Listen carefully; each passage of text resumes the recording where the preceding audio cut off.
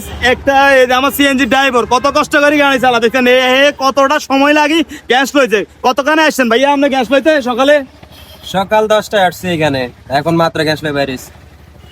আপনারা শুনতে পাচ্ছেন সকাল 10টায় উনি আসছে, এখন বাজে 3:45, তাহলে সে প্রায় 6 ঘন্টা সিরিয়াল ধরে সে গ্যাস লইছে। তাহলে এবার গাড়ি চালাবো কতক্ষণে, মালিককে জমা দিব কত ভাইয়া, গাড়ি চালাবে না কতক্ষণে ভাই? ভাই গাড়ি চালানি আর সময় কই, তা গ্যাস ঢুকছে মাত্র 120 টাকার গ্যাস ঢুকছে।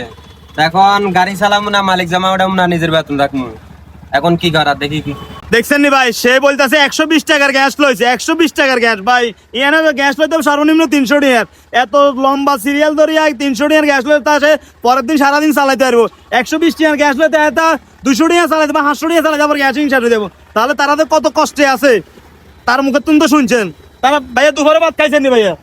এই মাত্র এখানে খাইলাম, তাও ডিম দিয়ে, এর কি বুঝছেন, আমার ভাই কইছে ভাই কত কষ্টে আছে, ডিম দিয়ে ভাত খাইছে। যাই হোক ভাই, আমার ইনকাম থাকলে আরো গরু গোস্ত দিয়ে খাইতে মন চাইবে, বাইরে মন চাইবে। আমার ইনকাম তো নাই।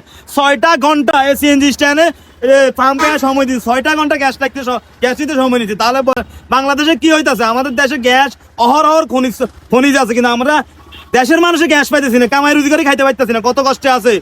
এটা সবাই প্রতিবাদ জানান, সবাই ভিডিওটা বেশি শেয়ার করে দিবেন। ঠিক আছে, আল্লাহ হাফেজ।